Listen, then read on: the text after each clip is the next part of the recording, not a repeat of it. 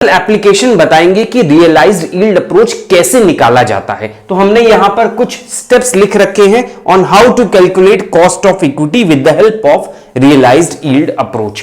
अब पहले हमको समझना है कि इस मेथड में क्या बोला जा रहा है। बाकी सब मेथड में हम directly cost of equity share capital निकाल दे रहे थे एक फॉर्मूले की हेल्प से। यहां पर कॉन्सेप्ट थोड़ा उल्टा चला गया है। यहां पर इन्वेस्टर कैलकुलेट कर रहा है कितना रिटर्न वो उसको मिलेगा, उसी इन्वेस्टर का जो रिटर्न आ रहा है उसी को कंपनी बोल रही है मेरे लिए ये कॉस्ट ऑफ इक्विटी है, जो कि होता ही है। इन्वेस्टर की जो एक्सपेक्टेशन होती है वही कंपनी पूरा करना चाहती है और वही कॉस्ट ऑफ इक्विटी होता है।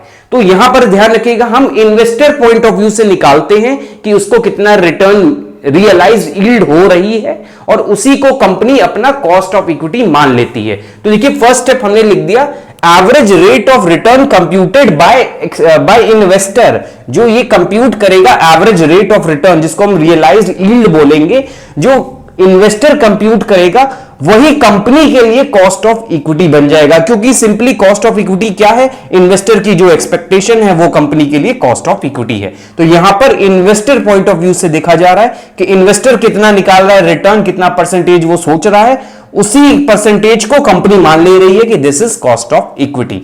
तो यहां पे क्या है, computed will be the cost of equity, जिसको सीई और केई के नाम से डिनोट करते हैं। अलग अलग बुक्स में सीई कहीं लिखा रहता है, कहीं कॉस्ट ऑफ इक्विटी को केई बोलता है। तो क्या हो गया यहां पे, एवरेज रेट ऑफ रिटर्न जो निकालेगा इन्वेस्टर अपना वही कॉस्ट ऑफ इक्विटी कहलाएगा यहां पर। तो हम क्वेश्चन जो करवाएंगे वहां इन्वेस्टर पॉइंट ऑफ व्यू से कैलकुलेट करेंगे कि एवरेज रेट ऑफ रिटर्न कितना आया, जितना भी परसेंटेज आएगा वही कॉस्ट ऑफ इक्विटी कंपनी मान लेगी उसको। तो चलिए इसको निकालने के जो न्यूमेरिकल प्रॉब्लम्स हमारे सामने अराइज होती हैं उसके दो केसेस बनते हैं। पहला केस ये है जिसको हम समझाएंगे और न्यूमेरिकल कराएंगे, फिर दूसरे केस को समझाएंगे और न्यूमेरिकल कराएंगे। तो देखिए यहां पे लिखा है केस 1 है। अब देखिए अभी हमने आपको अभी रिसेंटली आपको बताया है कि इन्वेस्टर की दो एक्सपेक्टेशन है, डिविडेंड की एक्सपेक्टेशन है और शेयर प्राइस उसका इंक्रीज करता रहे ये एक्सपेक्टेशन है। तो हमारे सामने क्वेश्चन में क्या दो चीज दी रहेंगी, डिविडेंड कितना मिला शेयर होल्डर को जो पास्ट में मिला है, जो रिकॉर्ड है डिविडेंड जो हर साल मिलता आ रहा है वो, और शेयर के प्राइसेस कितना बढ़ रहे हैं, 100 रुपए 110 रुपए 120 रुपए पहुंच गए। इस तरीके का दो डेटा क्वेश्चन में दिया रहेगा, उसी दो डेटा जो दिया रहेगा उसी की हेल्प से हम निकालेंगे। तो केस 1 यहां पे है, in case the price details of share are given at each year end. अब यहां पे बोला है कि क्वेश्चन में शेयर के प्राइसेस की वैल्यू दी हुई है हर साल के एंड में। अभी हमने आपको बताया कि डिविडेंड कितना मिला पास्ट में इक्विटी शेयर होल्डर को और शेयर के प्राइसेस कितने बढ़ रहे हैं, ये दो डेटा दिया होना चाहिए। तो यहां पे स्पेसिफाई किया कि शेयर्स की वैल्यू हर साल के एंड पे क्वेश्चन में दी रहेगी, डिविडेंड की वैल्यू दी रहेगी, साथ ही साथ शेयर की वैल्यू हर ईयर एंड पे दी रहेगी। अगर ऐसा डेटा दिया है क्वेश्चन में तब हम ये फॉर्मूला की हेल्प से सॉल्व करेंगे। तो आगे क्या दिया, at each year end determine the realised return.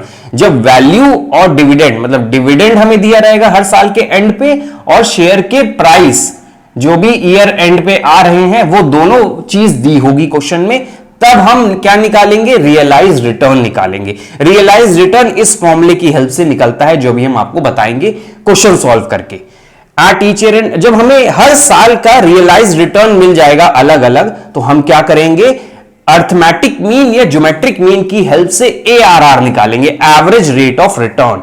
Average rate of return कैसे निकलता है, जितने साल का आपका रियलाइज रिटर्न आया उसको ऐड करिए, divide by number of year कर दीजिए, या फिर ज्योमेट्रिक मीन की हेल्प से कर दीजिए। एक तो अर्थमेटिक मीन और ज्योमेट्रिक मीन, ये दोनों आप अगर भूल गए हैं तो हम अभी सॉल्व कराएंगे क्वेश्चन, उसमें अर्थमेटिक मीन भी निकालना सिखा देंगे और ज्योमेट्रिक मीन का फॉर्मूला याद दिला देंगे जो आपने मैथमेटिक्स में पढ़ा था, और अर्थमेटिक मीन का भी, और एवरेज रेट ऑफ रिटर्न भी आप निकाल लेंगे जब ये दोनों आपको आ जाएगा। तो हमने केस 1 क्या समझा कि हमें दो चीजें चाहिए, डिविडेंड और शेयर के प्राइस की वैल्यू हर ईयर के एंड पे होनी चाहिए।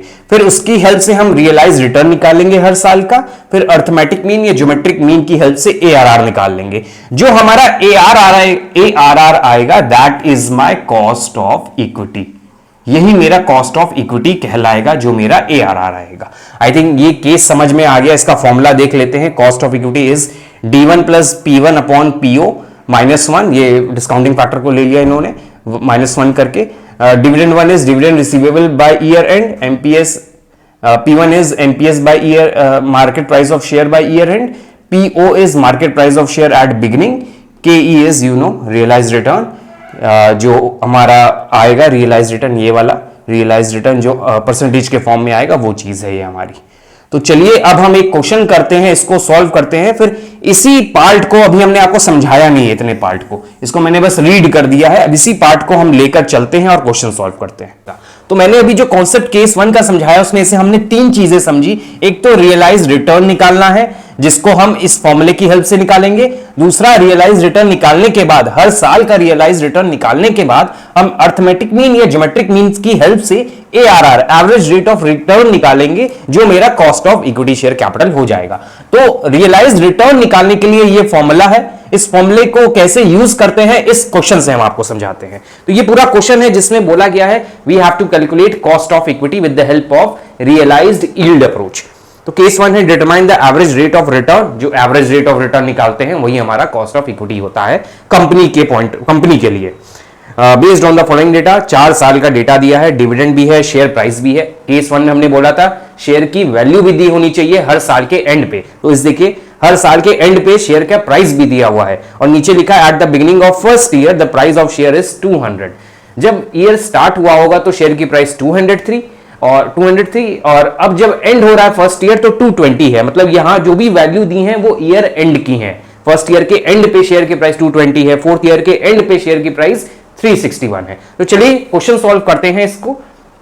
तो क्वेश्चन को सॉल्व करने के लिए कैलकुलेटर आप रख लीजिएगा साथ में। तो हमें क्या निकालना है, सबसे पहले रियलाइज रिटर्न निकालना है हर साल का। तो हर साल का रियलाइज रिटर्न निकालने के लिए ये फॉर्मूला है, फॉर्मूला दिया हुआ है और क्वेश्चन है ही हमारे सामने। तो हम हर साल का रियलाइज रिटर्न निकालेंगे जिसमें हमें चाहिए फर्स्ट ईयर का dividend.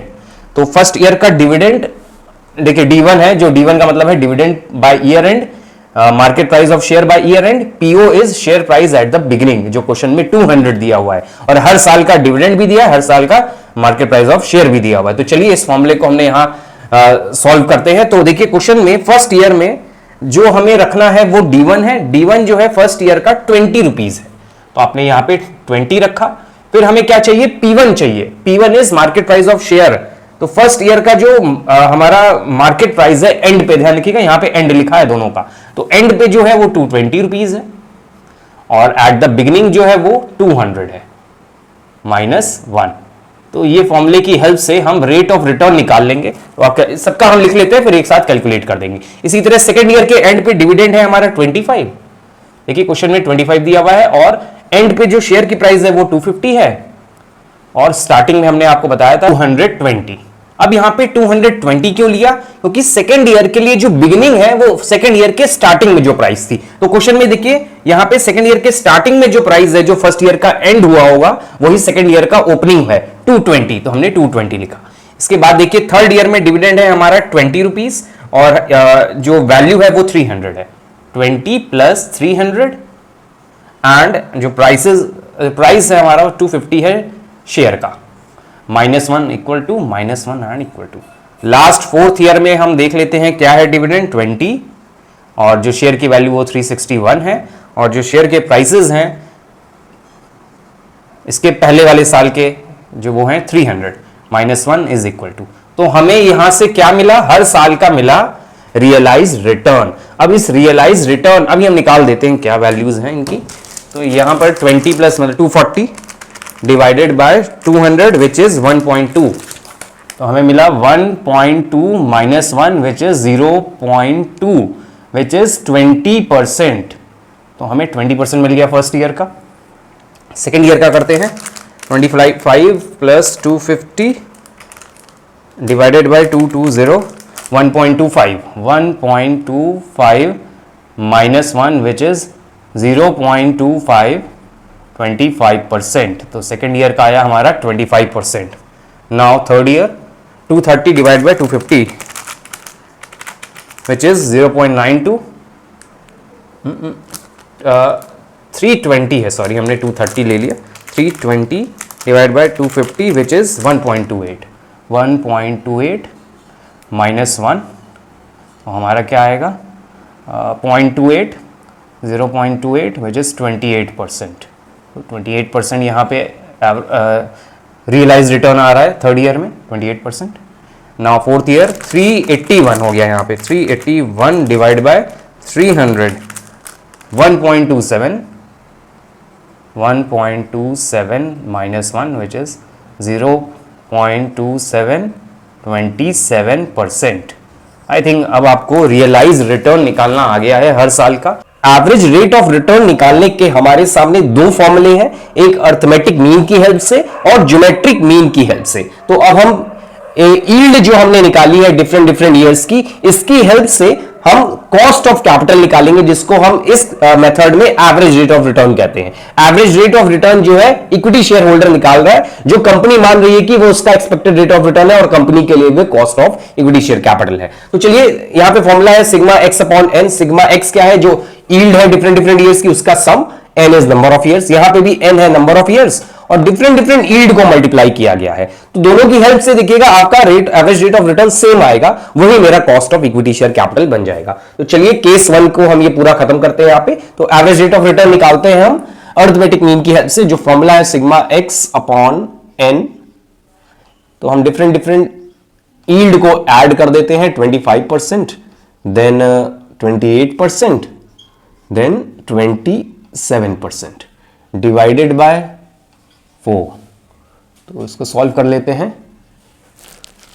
20, 25, 28, 20, 25, 28 plus 27 divide by 4 which is 25%। तो हमारा एवरेज रेट ऑफ रिटर्न है यहां पर 25%, जो मेरी cost of equity share capital कहलाएगी with the help of average arithmetic mean. तो देखिएगा 25% हमारा यहां पे हम लिख देते हैं कॉस्ट ऑफ इक्विटी, या फिर हम CE के नाम से भी जान सकते हैं, जिस 25% आ गया है, ये पहले मेथड से आया है। अब हम ARR, जिसको हम कॉस्ट ऑफ इक्विटी मान रहे हैं, ज्योमेट्रिक मीन की हेल्प से निकालते हैं। तो ज्योमेट्रिक मीन का फॉर्मूला हमने आपको बताया, यहां पर n हो जाएगा n, और यहां पे डिफरेंट ईयर्स का यील्ड को मल्टीप्लाई कर दीजिए, n तक है। तो देखिए हम यही फॉर्मूला हम यहां पे पुट कर दिए। अब डिफरेंट ईयर्स के यील्ड को मल्टीप्लाई कर दें और रूट में 4 लिख दें, क्योंकि n जो है 4 है। अब ये 4 रूट कैसे निकालेंगे, बहुत सिंपल सा है, कैलकुलेटर की हेल्प से हम आपको बता देंगे। तो 20 multiply by 25 multiply by 28 multiply by 27, इन सबको मल्टीप्लाई कर देते हैं और रूट में 4 लिखा हुआ है। तो चलिए मल्टीप्लाई कर लेते हैं, कितना आएगा, 20 multiply 25 multiply 28 then 27, 20 multiply 25 then 28 then add कर रहे, सॉरी, 20 मल्टीप्लाई 25 378 000। तो ये आ गया रूट की पावर 4। अब आपको ध्यान रखिएगा कैसे ये रूट 4 निकालना है, तो हम आपको समझा दे रहे हैं। अच्छा, इसको हम इस तरह भी लिख सकते हैं, 1/4 भी लिख सकते हैं, अगर रूट हटा के आपको लिखना है। ये आपने मैथमेटिक्स में पढ़ा होगा कि रूट का मतलब जो होता है वो 1/2 होता है। अगर आप रूट नहीं लिख रहे हैं तो कोई वैल्यू के ऊपर ब्रैकेट लगा के 1/2 भी लिख सकते हैं। तो रूट ना लिखकर इस तरह भी लिख सकते हैं। तो यहाँ 2 होता है, रूट सिंपली रूट होता है। अगर यहाँ 4 आ गया तो आप 1/4 लिख दीजिए। तो ये आपने मैथमेटिक्स में पढ़ा होगा, अगर याद है आपको। तो हमने 1/4 लिख दिया है। तो अब 1/4 या रूट 4 कैसे निकाले, तो आप सिंपली देखिए कैलकुलेटर पे 378 को टाइप करिए, जैसे हमने यहां टाइप किया, और रूट के बटन को, जो यहां आपके कैलकुलेटर पे रूट का बटन है, उसको 2 बार प्रेस करिए। तो 2 बार जब हम प्रेस करेंगे तो 24.79 आया, 24.79। तो इसको अगर हम राउंड ऑफ करते हैं तो मेरा 25% आ जाता है। तो ये 25% के आसपास आ गया। तो हमारा जो एवरेज रेट ऑफ रिटर्न आया दोनों मेथड से, देखिए 25% आ रहा है। तो ये तो हो गया पूरा हमारा केस 1 कि कैसे हम कॉस्ट ऑफ कैपिटल निकालेंगे, अगर केस 1 का क्वेश्चन